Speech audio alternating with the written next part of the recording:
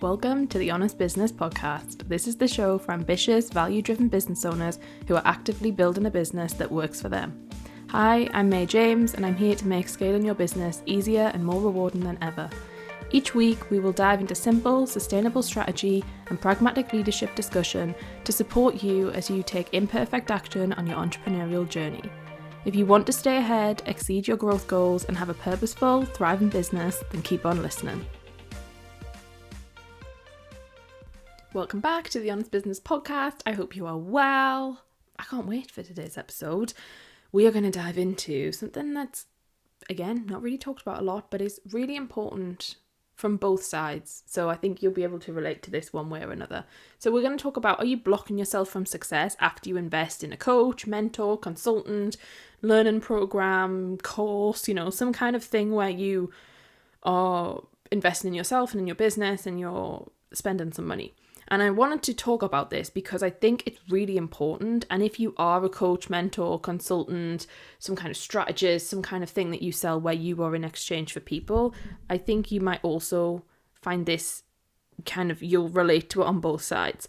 So when people invest in something, and I'm going to use the example of like a coach and a mentor throughout this episode because I think that's the most easy thing for people to put their heads around, is sometimes, not always, but sometimes I have seen that there's this weird shift that goes on, that somebody has built up to investing in themselves for so long or for so long in this specific thing that when they do, they just kind of stop.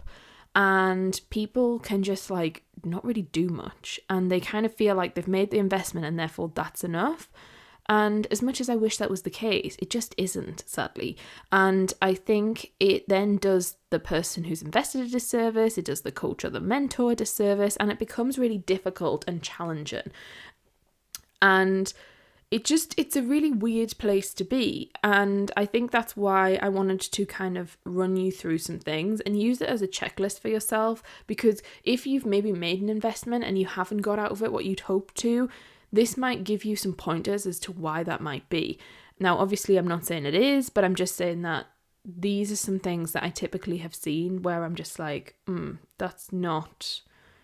just not great. And it kind of leads to the impact of what they get out of the investment. Because I will openly say, as a coach or a mentor, and whatever else you also want to label me as, is that I can only do so much. The person has to go and run with it. And so as much as I'm there and I will support you every step of the way and I will give you what you need, there is no resource or one tidbit or me sitting on the phone for you forever and ever that's going to actually make your business grow if you don't actually go and do something. And that's the same if you're getting help with marketing, whether it's something in your personal life, whatever it is you're getting help on. If you don't actually go and do the work, it doesn't really work, right? And I have invested over the years a lot of money into personal development and coaching and all this kind of stuff.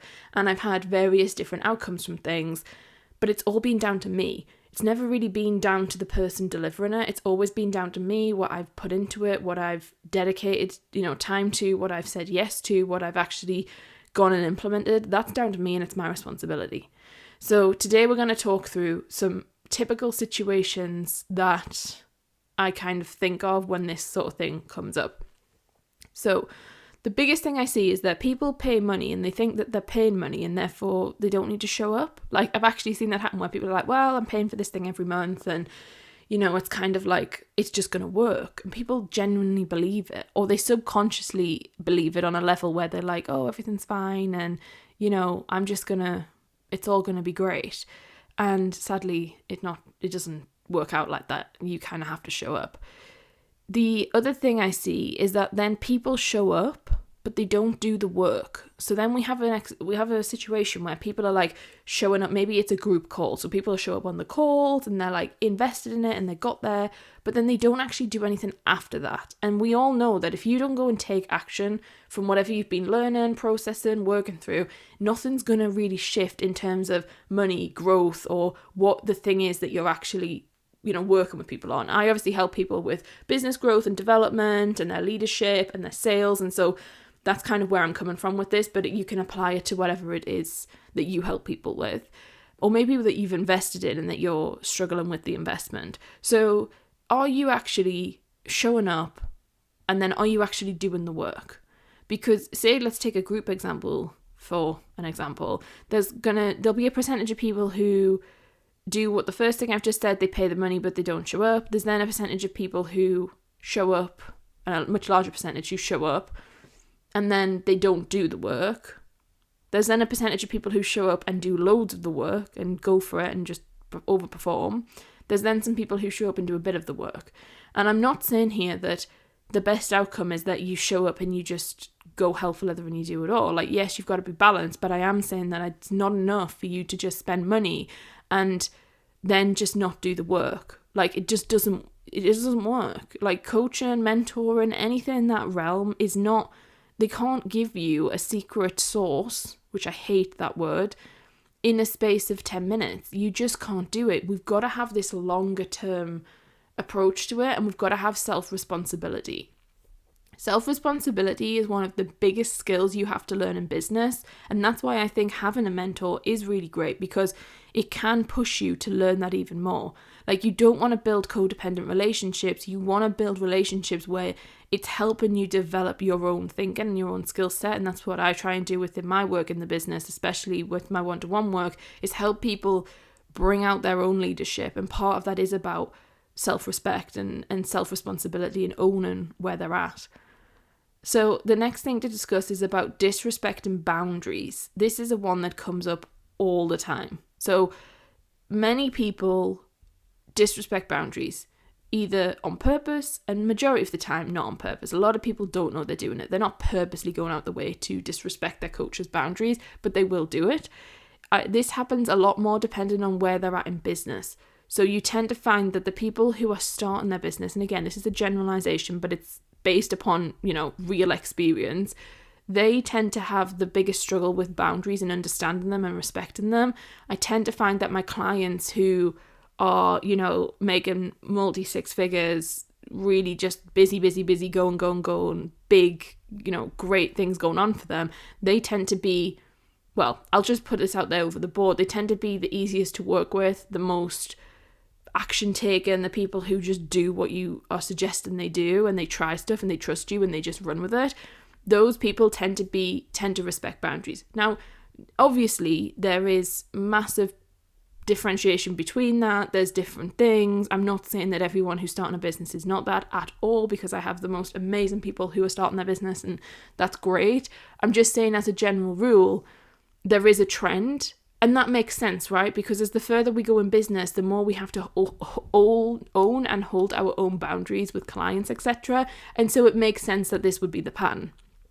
We also find that if, people are disrespecting boundaries, it can be that they're not purposely doing it and they don't mean to do it. It's just they haven't worked out a way of how do you do it really well. And that might come down to the coach or the mentor. So we've done a lot of work around setting boundaries, setting expectations, making it clear in contracts, making it clear in, visible rules or group things, and how do we go about things, setting the expectations from the start. I've really worked a lot on that to try and help people to be able to fit into things seamlessly, especially if you've got like a group program. You've got to have this solid, because otherwise it can just go wild and out of control. But really helping people, make it easy for people to be able to respect your boundaries. You can't start contradicting what you say and then going and doing another thing, because then you just start to break down the kind of relevance of it. The other thing I wanted to bring up today is, when I'm talking about are you blocking yourself from success after investing, is how are you being as a client? Are you showing up late to calls? Like, are you showing up late to calls? Are you missing calls? Are you wanting to cancel calls? Or are you rearranging all the time? Those kind of things are key indicators to me that there's a connection issue somewhere, that somebody is not valuing my time or not respecting my time, and that really annoys me. I'll be open and honest with you. But I think it's important for us to look at, from your perspective, let's just say you're the one that's invested in something. If you are doing those things, I want you to ask yourself why. Why are you showing up late? The reason you're showing up late is often because it's not clear enough in your head of like, oh, today that is that thing, I am doing that. Or like, this week, what day am I meeting my coach? I'm meeting my coach on this time. And you know that you've probably paid a lot of money, right? And let's be open and honest with this, right? This is coaching and mentoring and consulting, that kind of thing is a privilege. It's something that is immensely helpful in your business. That is my business, right? So I get, but I also understand that it's expensive a lot of the time. I mean, expensive's hard, right? How do we define expensive? But, it's not exactly the cheapest thing on earth. And it's not exactly a given that everyone can access it. So you've really got to be clear with yourself of like, oh, wow, yeah, this is a privilege. And for me, when I make investments, I don't mind. I don't have a problem with investing a lot of money. Like, I'll invest a hell of a lot of money into things. And I'm not one of these people that looks at deliverables and I'm like, well, I only get an hour, or I get half an hour, or I get 2 hours, or I get 4 hours. Like, that to me it's not really about that. It's about the transformation. But I take it really seriously and think, right, well, if I've invested this money, I'm going to sure as hell show up on time, and I'm going to commit to it and respect their time. And, you make a real commitment to yourself and to them. And so if you're on the other side of this and you've made an investment, and whether that's you've made an investment in a membership that's like £20 a month, or whether you're investing in something that's $20,000 a month, because there are both sides and there's everything in between, but you can pay $20,000 a month for a coach and you can pay £20 for like a membership. I want to ask yourself, like, are you showing up late to the calls? Are you actually getting on the calls? Do you ask them to rearrange all the time? Do you try and cancel? Or do you not even show up? That's a question to ask yourself. And then I want you to think about, what is that doing for you? Is it serving you? Is it helping you? Why are you doing that? Like, journal on it. Find the reason, because you really need to get to the bottom of it.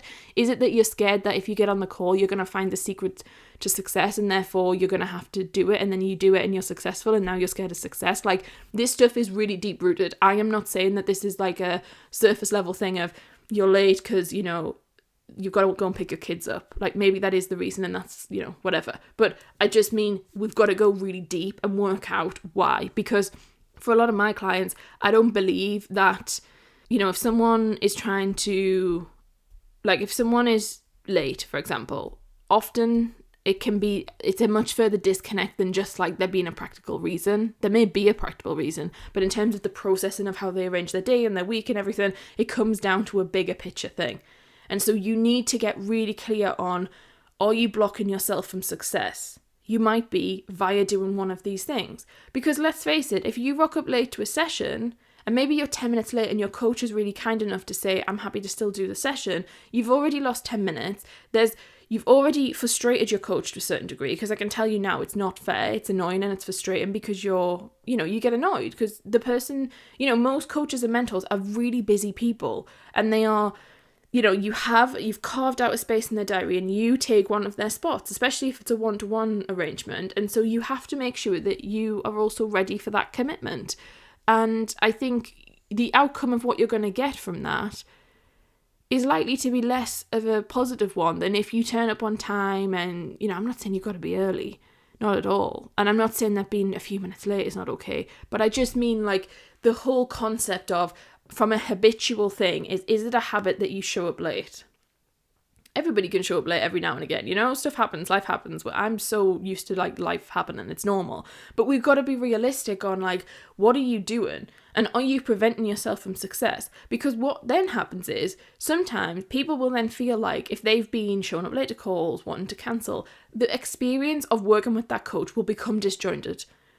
But that's become disjointed from the fact that the person who is the coachee or mentor, mentee, is kind of creating that. And there's an element of, are you making that a problem for yourself? Are you the person that's blocking this amazing experience and this amazing transformation?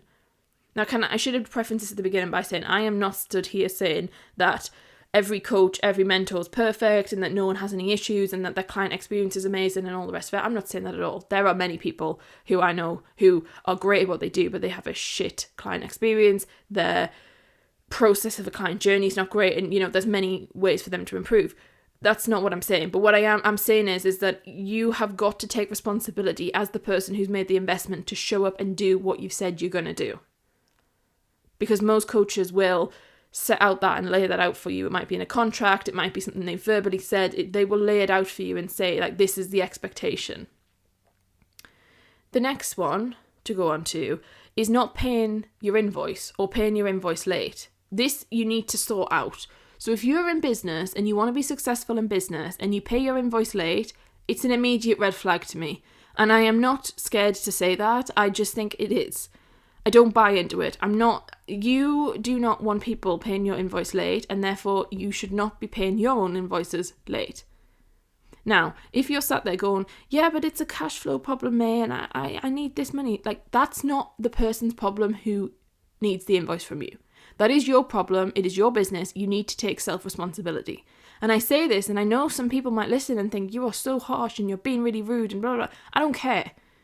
This is business. And you should be, if you want to be a professional, taken seriously business owner, if you want to stand on a stage one day and present, and you want to show the world how amazing you are, and you want people to look up to you or be inspired by you, then you want to be paying your invoices on time. I do not get it. I don't get why people seem to think that it's acceptable not to. It is not. It's just not, point blank. Especially when you're paying other small business owners, which happens most of the time. So most of the time, and by the way, I am not saying that big corporates are great at doing this either, because I understand some of the worst culprits of not paying invoices are some of the biggest companies in the world. Let's just put that to a side for one moment. I am talking about if you are someone who is sat there complaining to your coach that someone hasn't paid their invoice, or you've got to go and chase up, or you've got to even take them to court because they won't pay something, or whatever it is for you, don't then go and complain to your coach and not pay your invoice on time. Because you're literally telling the universe, I don't care what you believe in the universe. I mean, I'm not the biggest, you guys know me, I'm very practical, but I understand the idea of, the law of attraction and the law of reciprocity and the law of things that you're saying, like, you do one thing and you expect another. It doesn't really make sense, right? You've got to start putting out what you want to get back. And I really believe this. I believe that if you are not going to pay your invoice on time, why is anybody else going to? Because you're immediately dropping to a standard that's below what you're expecting of your dream life. You need to be operating every single day out of what would you do in your dream life? What would you do out of your most successful self? You have to start thinking like this. Because if you don't, you won't ever get to your dream life. I can guarantee it categorically. You have to start acting. Your mindset is free. Mindset is completely free. Expanding your mindset, free. There is no hold on what you can do with your mind. It is free. So don't even blame it on money and cash flow, because it isn't. You have got to, I'm not saying it's easy, but I'm saying you've got to start taking responsibility for how you feel, how you show up in the world, how you present yourself, how you are operating as a businesswoman or as a businessman. Because you have to start being clear with yourself. And you have to really, you've got to start being really clear on it. Like, you've got to be clear with yourself of what does it mean for you? What does success look like for you? Investing in a coach and spending 10 grand, 5 grand, 20 grand, 60 grand, 100 grand is not going to get you there if you do not shift how you feel. And another thing I hear a lot is people go, I just want to be in their energy. People will say, I've invested in this coach because I want to be in their energy. And I'm like, great, cool. I get that to some degree. I also don't, but yeah, I get it. I get you want to access a certain energy level and be in a certain room. Perfect. But what you've got to do is you've got to take sense responsibility for yourself and for your own thought process and your own way of thinking about the world. Yes, your coach can help you with that. Yes, your coach might inspire you, but it is not their responsibility to get you there. You have got to take that on. And if you do not do this, you will always be at a block, no matter how much money you spend on coaching or investment in your business, because you've got to make it clear and you've got to take on this journey as yourself. So, the leading thing to the next point is all about not respecting time. And this comes from both sides, but let's just go with what we've just been talking about. So, if you do not respect your time, it is likely that you will probably show up late, you'll probably be open to cancelling, you'll probably want to rearrange all the time, you will probably show up to meetings just for the sake of it, you will probably do stuff, like you'll go to something and then not action anything, like you might pay your invoices late because to you time doesn't really matter because everything's just a long social construct that goes on and on and on forever and ever. That's not how business works. The people who you look up to does not work. They see business as every single month. They know how much money is coming in. They know how much money is coming in for months in advance. They know what is happening. It is not okay for you to just decide, oh, well, my time's not really that important, so that means everyone else's time isn't. It is bullshit. And that is the difference between the gap where you're at right now and where you want to be. You have to start stepping up to the mark. You've got to start saying, like, come on, let's keep going, move forward. You just have to. Because expecting people to come to your level is not good enough, in my opinion. I don't buy into it. You have invested in someone to help you push you upwards. If you then take actions that mean that the coach has to come downwards to meet you, it just doesn't work. Like, it's not okay. You have to step into this level of business you want to be at. Now, can I just make this clear of, I am not talking about people being up there and down there as like some kind of hierarchical, weird thing. I'm not talking about like positions, and I'm not positioning your mentor being a much better human being than you are. That's not what I'm saying. What I'm talking about is in the trajectory of business and where you're at right now. This has nothing to do with how valuable a person is in society, whether or not they're a good person, all this other stuff, right? I don't buy into this. I don't like this idea that, you know, coaches are up here, you can't see me, but, you know, like up in the sky and everyone who chooses to coach them is down there. That's bullshit. It's not true. What I mean is, I'm talking about, just so it's not misconstrued, because I know people like to take this the wrong way.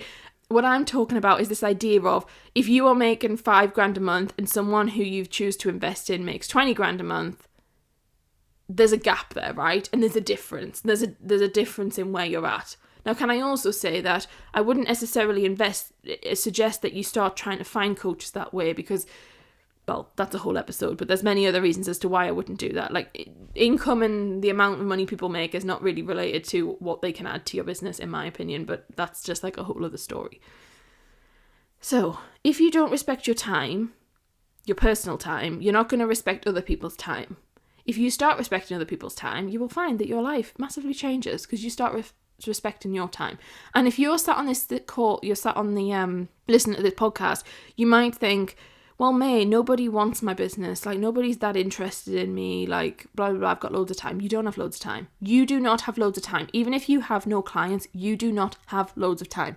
I can't stress this enough. You really do not have loads of time. You have to start viewing your time as really infinite, really short, and there is so much in your life you want to do and you haven't got enough time. So many people think they have way more time than they actually do. Start taking your time really seriously, because it's really important that you do that. And I just feel so strongly that we all think that time's just this thing that goes on, and it really isn't. Every single day is important. Of your life, of what you're doing. It's really, really key.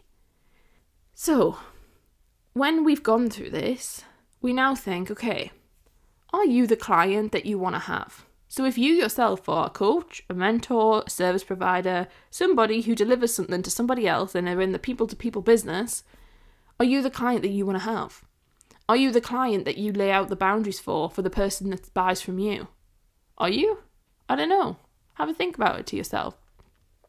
List out, what is it that you don't do that you want to do?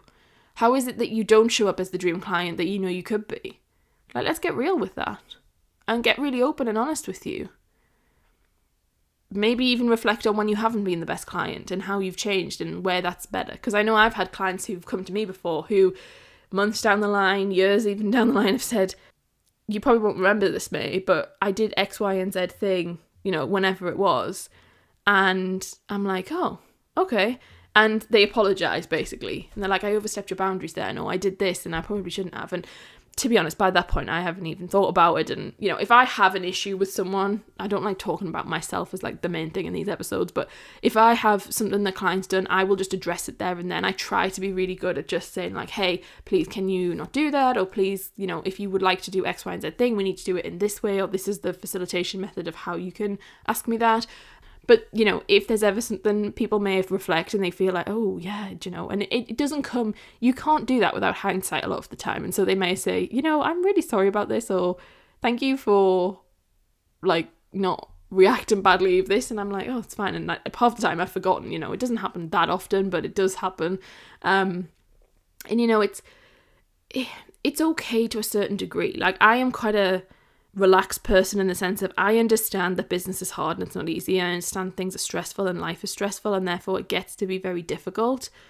And So I do have, I am I'm a nice person. So I try and be very accommodating. But there are things where you have to really put your foot down and be like, no, this is not okay. So when we look at that, like, are you the client you want to have? Are you the dream client? And again, not to toot my own horn here, but I have had relationships with my own coaches and mentors and people that I've hired who've turned around to me and said, at the end of working together or during working together, like, oh my goodness, you're so easy to work with, or thank you so much for being like an amazing client, or thank you for doing the work and seeing the results. Like, I know a lot of people say to me, like, you're so great because you actually get the stuff out of the program or whatever I've invested in because you've actually done the work. And yeah, I say that just to say to you, like, why don't you aspire to that? Why don't you say, I'm not saying inspired to be me, I'm just saying aspire to think about it in your head of like, yeah, how can I show up in a way where it makes the person who I'm invested in life's easier? Like, it makes it fun, it makes it good for them.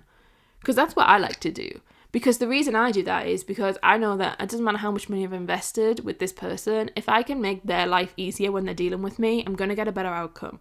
I'm going to get a much better result. I'm going to be much happier. I'm going to find it much more fun.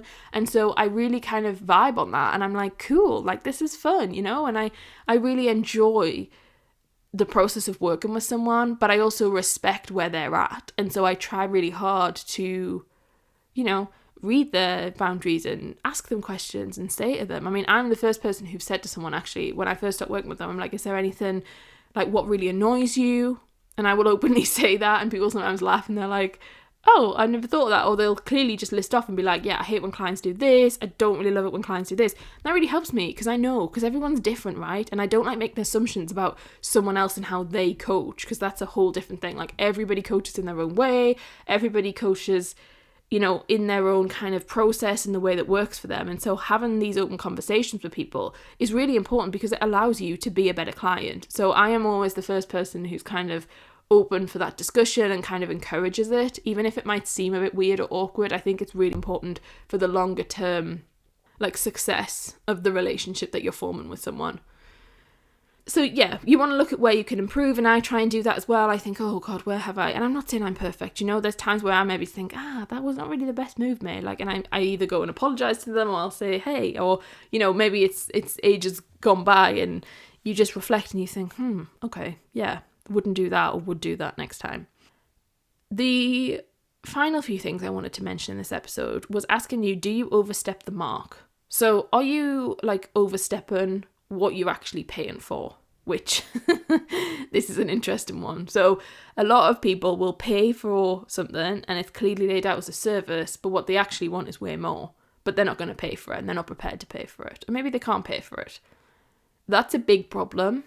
And it's something that happens, and I know it happens because clients come to me and say, right, they've bought this for $3,000, but what they actually want is $10,000. And how do we, like, what's going on here? And that's where you have to really step into your leadership, and you have to be solid on your company policy, and you have to be solid on what you believe in. But clients will overstep the mark. They just inevitably do. And you have to be really clear with them and say, hey, you paid for X thing. If you want Y thing, you can, but it's going to be X amount extra a month, or it's going to be this much more to the whole project. And be really clear with them. Because you will end up resenting your business, basically, if you just keep on going and like hoping for the best. You will just resent it to a point where you don't even want to do it anymore. And I've had this before. I've seen this with clients where they're just so sick of it that they're like, I just don't think I can do it anymore. And it's because the caliber of client that they're calling in is not of the one that they're operating at, which is a big issue. That happens a lot when we talk about this in business. You might be taking on clients because you feel like you have to, and therefore the quality of the client is a lot of the time like lower than what you'd like it to be, but you're kind of in a desperation mode, and so then you kind of have to. But then the knock-on effect of that is that months down the line, you end up in a position where you're like, oh, this is just really not cool and not great and doesn't feel good to me. And you're like, I wish I could have given that time to someone who is more advanced or is in the position where they're going to show up or they're going to do X, Y, and Z thing. So thinking about where do you as a client overstep the mark, or thinking about where have your clients overstepped the mark in terms of boundaries, but also in terms of expectation of delivery and what they want delivered and what they're actually asking for versus what they've paid for. And then that also comes back to your sales process and your marketing and being really clear on, what does that look like and how do you operate in the world? Because this is all where it feeds into. The more stronger sales conversations you can have, the less of these problems are going to come up. The more you can be strict on who the program or thing is for, the less time this happens. It's impossible, I think, to mitigate it all, because it's inevitable. We're human beings and it just is what it is, right? But you can definitely manage this in ways by putting really strict processes in place in terms of when you're enrolling people, your sales conversations, expectations setting. Now, the next thing I wanted to leave you on is, are your expectations in check for what you have paid for? So from a coachy relationship, being really clear with yourself on what have you paid for and what haven't you. I think a lot of the time, if you're making your first investment, let's just say £1,000, say it's 997, that can feel like $100 million to you if you've never invested before, and it is a lot of money, right? But it might not be a lot of money in the sense of compared to the other offerings that they have in their product suite. And so you might come in and be like, well, this is my £997 that I must get this ROI and I'm so passionate about it has to happen.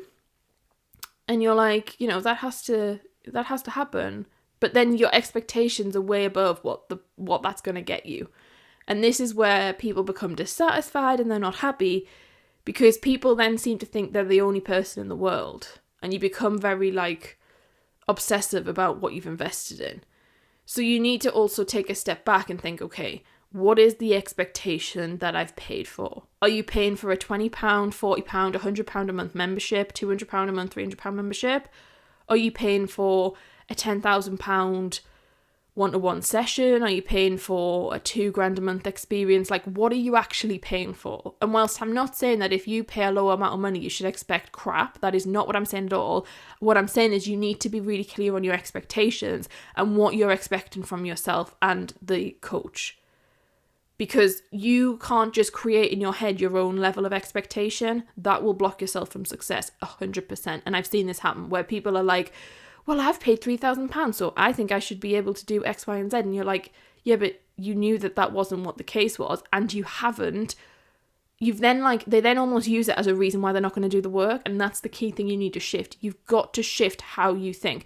The money you associate, you've got to detach from it. And I know that's hard. I know if you've had a funny history with money, or maybe you've not made any money yet, or you've making some money and it feels like every single penny is counts, you still can't attach the money you've invested to the activity you're going to do, because it just doesn't work. You have to start detaching from this idea. You make an investment and the investment is energy. The money is energy. That's how I see it, right? So you energetically are giving some money away and you're pushing energy in a certain direction. You have to then not be like, okay, well, I'm going to take action because I've paid this money and that means that. That will end up where you just burn out and you don't enjoy it and you feel like it's a waste of time. You have to detach and say, right, I am prepared to do whatever it takes. I am going to get there. I'm going to do it. I'm going to listen to whatever they're saying. I'm going to try it. Might not agree with everything they say, but I'm going to make it work in a way that works for me and do it. And the people who do that always get a much better result. They get a better result, a better transformation, a longer term result. They build the skills they need for business. If you come with this idea of, I'm going to pay $3,000, for example, and I'm only going to do the amount of work that I think is necessary for the $3,000 to happen, it just doesn't work, because you're viewing it as a time period of what you've invested in, and you view it as this short-term gain, and you view it as this transaction. It's not really a transaction at all. It just doesn't really work like that. You have to open your mind up. And I get that if you've never invested before, that might be weird. You might be like, I have no clue how you even do that, but it's a journey you go on. So you need to get your expectations in check. The other thing to say that on the other side of it is, if you're a really advanced person in business, or you're a coach who's been coaching for ages and you also invest in coaching, you have to set your expectations really clearly for what you're investing in. So be really clear with yourself of, are you just investing for investing's sake? Which I think we've touched about this there's an episode all about investing. But I don't think just because you're making, let's just say you make $2 million a year, I don't think that means you need to go and spend like 500,000 on coaching or 100,000 even on coaching. Like, I genuinely don't. I think that's become a social construct that we've just construed all together as an industry, that you just keep spending more and more money. I think that's ridiculous. I don't think you need to. I think you can do if you want to, and that feels good to you, and you've got these ambitions that you want to build $1 billion business or whatever, and you're going to go for that, fine. But also don't get sucked into this thing of this as an expectation that you have to keep investing more and more money. You really don't. You can easily spend like 30, 40 grand a year, 50 grand a year, 60 grand a year on like a coach and a, you know, like somebody to help you and guide you, or business advisor or whatever you want to call them, consultant, and that be more than enough. I don't think you have to go and keep spending these like exorbitant amounts of money just for the sake of it, in order to keep, like, it's almost like keeping up with the Joneses of like constantly doing it. And I really don't think that. And I've had people who have come to me before who, you know, my one-to-one is not exactly cheap, but it's also not 100 grand a year. And I'm not slating anyone who charges 100 grand a year, by the way. Like, if you want to charge that, go for it. That is fine. Some people are charging 100 grand a month. Like, that's totally cool. 100 grand a call, whatever. I'm just saying that don't fall into this trap where you're going to look back and over 20 years you've spent X amount of money on coaching and consulting, and actually you could have spent less than that. You know, that's all I'm saying. Just plan it in your head, because I have seen I help people, some of you will think this is funny, but as part of my job, I help people with working out what investments they're making in their business. And inevitably, that's that. They're going to go and make some investments with other coaches, consultants, mentors, strategists, agencies, whatever. And I advise them on that. And some of you will be like, oh my goodness, what? So you're going to suggest that people go elsewhere other than you? Yes, that's what I do. I do it a lot. And so we will work out what is the best route for them. And it might be that we're looking at 3 different investments or 3 different programs or 3 different things. And I'm like, okay, I would personally advise you go for X, Y, and Z thing. So we have that happens, and that's great. I also have people on the other side who've already spent like the 100 grand a year for the last 4 years. And then they're like, I don't know if I need to be doing this anymore. And we can work that out together. And the reason I'm sharing this with you is to say that you have to remember that this money is an energy thing. So you're exchanging money. It's not that you're exchanging guaranteed results. And so therefore, how you show up and how you play is the determiner of what you're going to get from it. The coach cannot do everything for you. They cannot make success happen. It is down to you. It is down to you to do the thing. And I think coaching and mentoring is one of the most magical things and the most amazing things. And it is why I'm in business, like why I'm still in business. There has been times when I've just, you know, like I think there will have been times if I didn't have such a strong networking and determination to invest that I wouldn't be where I am today. But I also massively think that you have to do it on your own. You have to really just know that the person is there to support you and help you, but they are not there to change your life in terms of they do everything for you. You are the one that will do that, and you are the one that will really ride out it. And those are the best success stories. Those are the people that get the most from the coaching and the investment, because they really see it as an experience and as an opportunity for them to change. And so that is what I've got for you today. And I want to leave you with the idea of and questioning yourself, where are you blocking yourself from success after investing? What investments have you made? What are you currently in? And many of you will be in multiple, which is great. I love that. I think it's really important. So you might have you might be paying for 3 different memberships and 2 coaches and this thing and that thing. And whilst I'm not saying that the more you have, the better it is, because I really don't think that sometimes people need to just have one thing and one thing only. Think about all the different things you're involved with or the things you've been in, and think about that of like, where have you blocked yourself and where are you currently blocking yourself, and where have you given your power over to the money, and where have you given your power over to the investment and said like, oh, it's not my problem. It's, you know, I've made this money. It's got to happen. I've paid now. It's going to happen. That's just not how it works. And if you ride on that, your business will really suffer for a long time.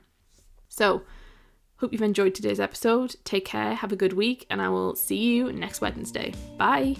Thanks for listening to the Honest Business Podcast. If you enjoyed today's episode, make sure that you are subscribed. And if you'd like to support the podcast, please share it with others and leave a rating and review. To catch up with all the latest from me, you can follow me on Instagram @may.james_, where I share the raw, uncut, behind the scenes reality of what running multiple businesses every day truly looks like. As always, links and any resources that were mentioned in the episode will be in the show notes below.